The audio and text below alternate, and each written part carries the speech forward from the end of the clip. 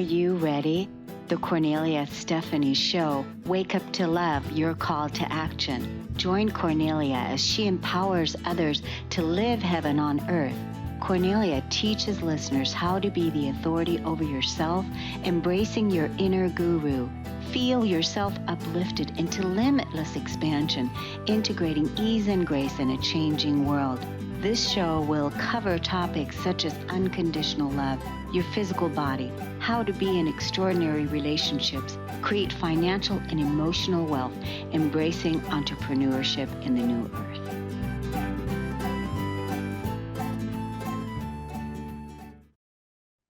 Hello, everyone. Welcome to the Kornelia Stephanie Show. It's Friday, and it's Stories of Hope.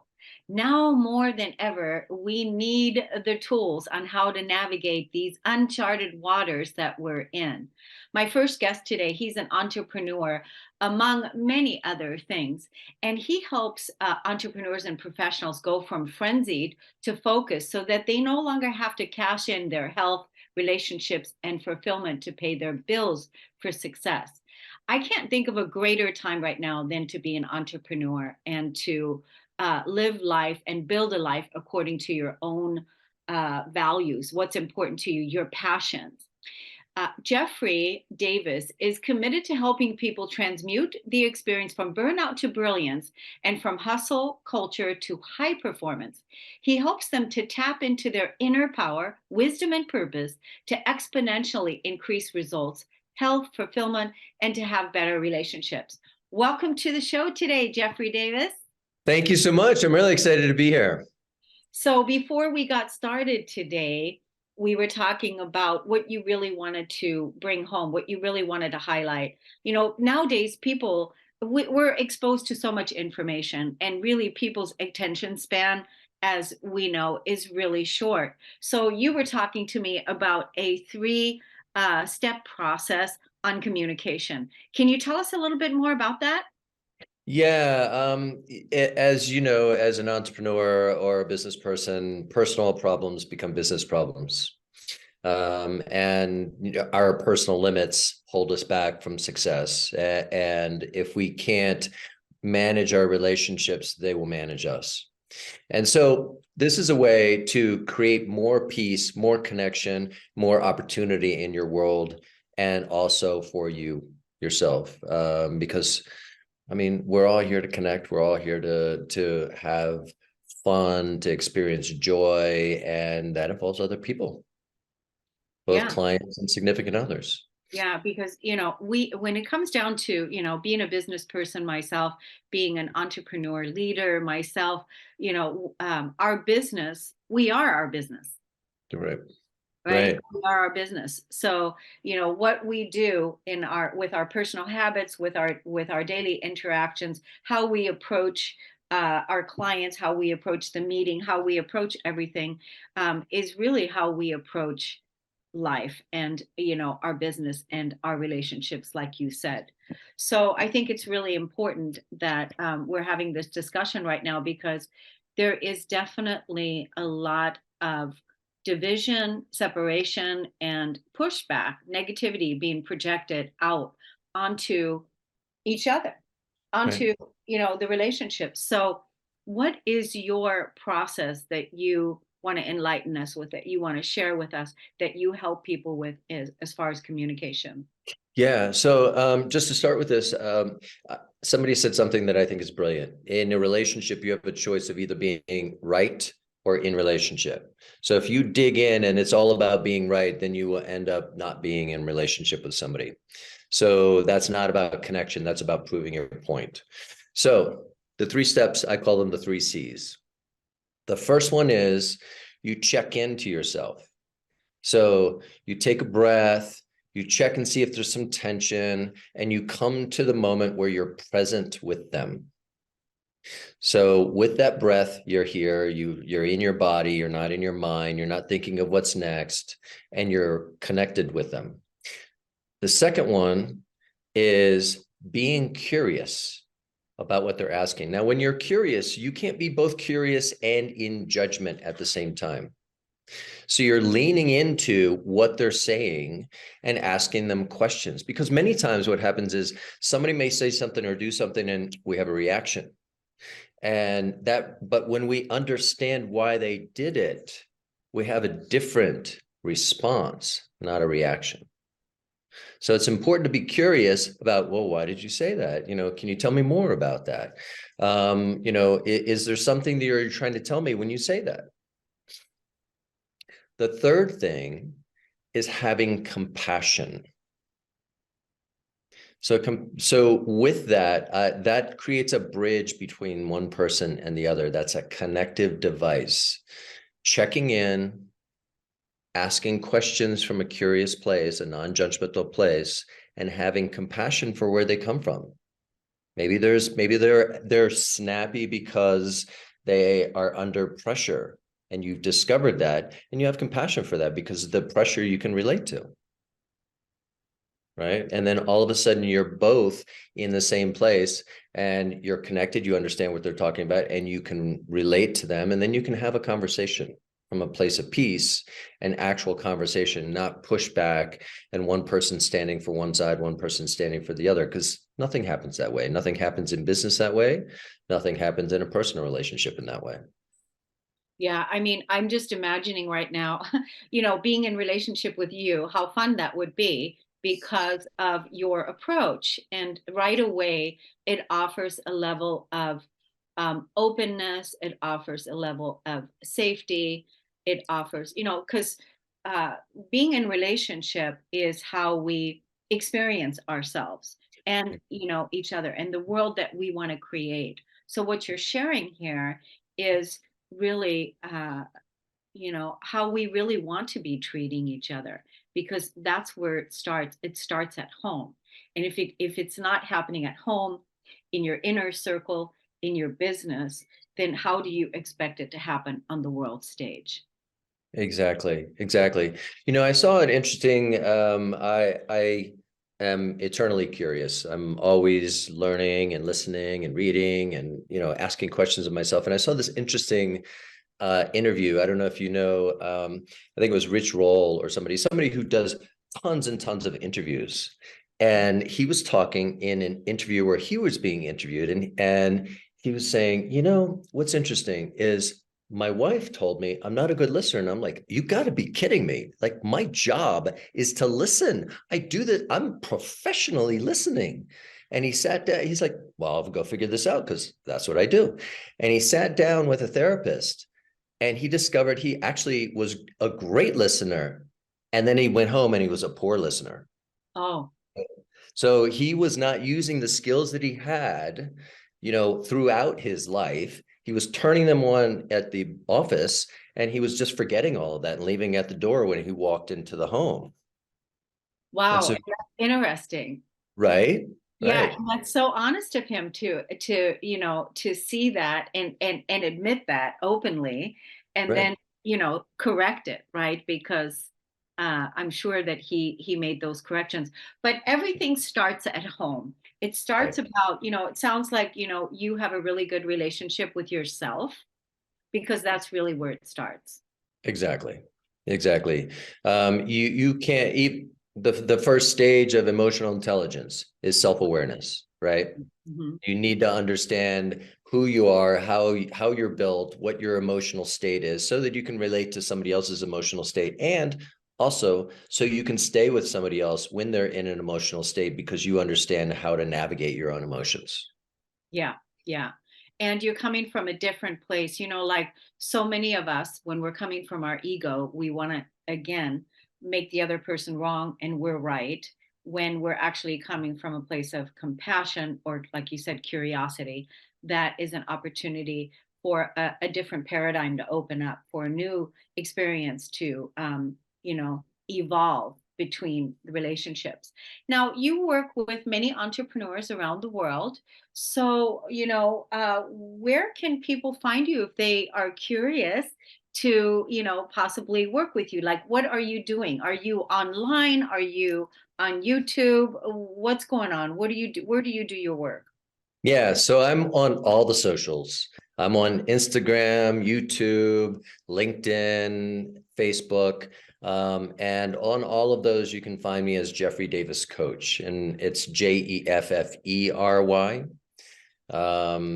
the least common spelling of it. Most people spell it Jeffrey. So it's ERY, Davis Coach. Or somebody could simply email me at jeffrey@inspiring-breakthroughs.com. Yeah. And so what do you love about the work that you're doing as an entrepreneur? Well, that's a great question. So I love the work because I know why I'm here on this planet. I'm here to leave a legacy of love. That means more peace, more connection. That means more love for myself. That actually creates a better world for me to live in, to be honest with you. So on some level, it's for me, and on some level, it's for everybody else. And I see the transformation. I see how this work impacts the people that I work with and the people around them. And it's just such a gift to me to be able to offer my gift. So I'm offering and receiving at the same time. Yeah, I think that's so brilliant. And I also like, how you know that it is a legacy that you're leaving behind, and that what you're building and what you're creating, and how you are creating the world we want to live in through your own experience, and then your interactions, the relationships that you have. I want to thank you so much for coming on the show today and for doing this work out in the world. We need more people like you that are out there, creating their legacies and leaving a footprint that we can all be proud of for our children and our children's children. Thank you so much. I really appreciate it. I love what you're doing, and it's well needed. Yeah. So I appreciate the opportunity to be here. You actually gave me an idea, when you were talking about the interviewer that was interviewed. I thought about it. I thought, because I've been interviewing people for a long time, and I thought, well, maybe I want to have people interview me. So that's something that was seeded today. Thank you so much, Jeffery Davis, for coming on the show. And we're going to take a break on the Kornelia Stephanie Show. We'll be right back. All right. Thank you.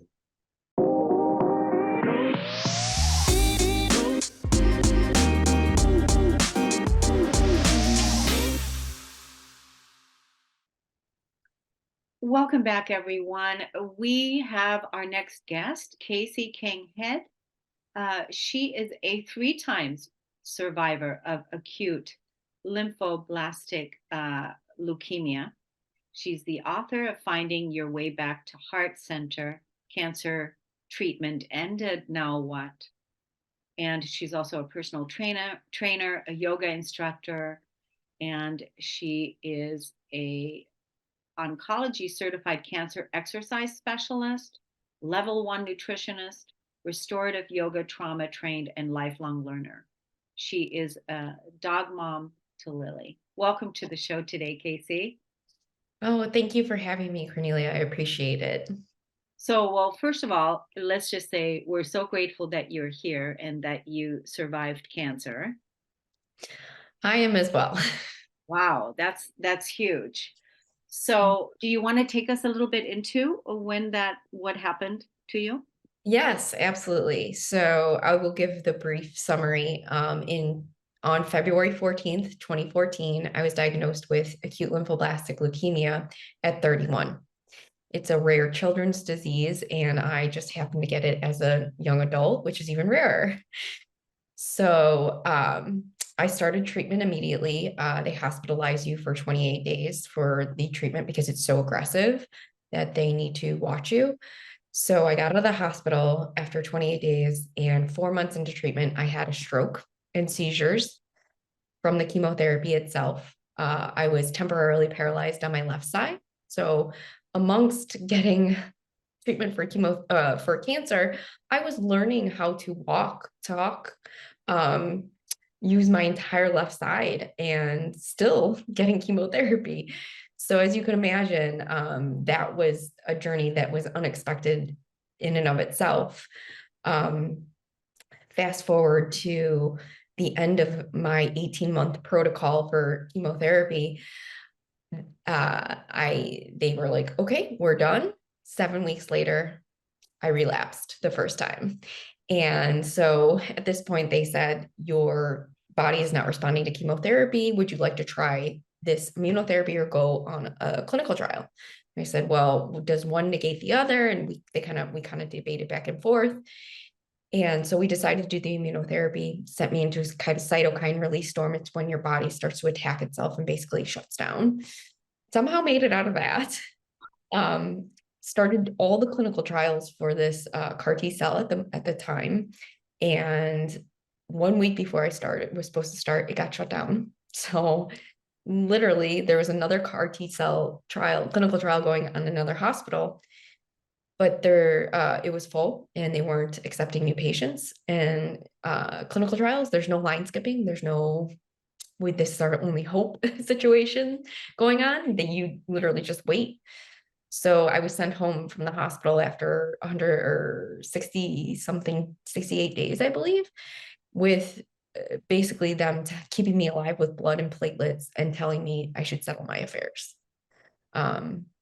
We ended up writing a letter of compassion to the FDA and to one of the drug manufacturers for an immunotherapy that was not even for my cancer, as basically like a Hail Mary of, do you want to see if this works? Because we need to get you into remission to get you into a stem cell transplant. So after 4 rounds of that, I was obviously approved. 4 rounds of that, I got into remission and they were like, let's go, stem cell. So my brother's my donor. I have his stem cells inside of me. And I got sent home again from the hospital and we waited. We just, there's mile markers and when you get a transplant. And 6 months into that though, I relapsed again. And I was like, oh my gosh. I'm like, what do we do now? Do we do stem cell transplant again? Or are we doing the immunotherapy? Like, what's the plan? And it was completely unexpected. And they basically said, we're going to try the immunotherapy. It worked really well last time. Let's see if it does the same thing. And then we can do another round of stem cells if we need. So 4 more rounds, reach remission again. And basically my medical team just said, we're going to wait and we're going to see. I was like, I don't like this plan. Not a great plan. And thankfully, since that time, and this is now fast forward almost 2 years later, or 2.5, 3 years later, they were like, okay, I think you're okay. We, for the longest time, for about, I would say, solid 6 months to a year, we were still like, fingers crossed, this worked. So that's the short story. Oh my God, I just can't imagine. You've had to fight for your life for all these years, like literally facing death at every turn, constantly like being presented with it at the up and down and the whole thing. And that I just can't even imagine what you've gone through. I'm just like, oh my God, so sorry for you. Oh, I hope no one does. But, the human spirit is a resilient and hopeful being. And I think that's something that I always held on to very closely, was as long as there's something for me to try, it'll all work itself out. And I didn't really have any logical reasoning for that, other than it was just like a feeling that I was like, this isn't it. Like, I just need to be alive long enough for the next thing and the next thing and the next thing. And by some miracle, my body was like, okay, we're doing this. Wow. Wow. So now you've been cancer free, you're in remission, you're good, everything is good. And now you've turned everything that you've gone through, your experience, and now you're supporting others that have, that are dealing with cancer or life-threatening illness. So how do you do that? Like, do you have do you do coaching? How is that played out? Yeah, so I'm a cancer coach and I help women rebuild physically, mentally, and emotionally from this journey. The one thing that I thought there would be just as much support after the journey ends, like physically, and there wasn't, and that's where I struggled. So that's my passion, is really truly helping cancer survivors rebuild their lives. Yeah, because you didn't have the support, because basically once you're done with that, it's like that's it, you're done and you're out of there. And now it's like, what do you do now? Yeah, And exactly. what do you do now? And I mean, it sounds like you had a really good support system, your brother, and I don't know about your family, but you had people around you that definitely were supporting you. Where can people look you up on social media and find out more about? Do you have like a Facebook page that talks about, supporters of cancer patients or?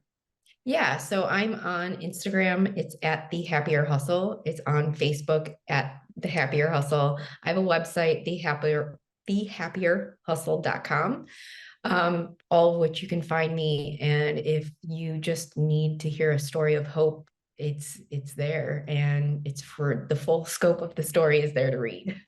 Yeah. I mean, you have so much that you've endured and gone through that you definitely are an inspiration for many people because when people want to give up, when they want to give up and they want to let go, or they, they don't, have the hope, like you said, having that desire to live, that will to live, that fight to live is important, right? And having support around you is important too. Oh, I had the greatest support system around me. And hope is a powerful drug, though.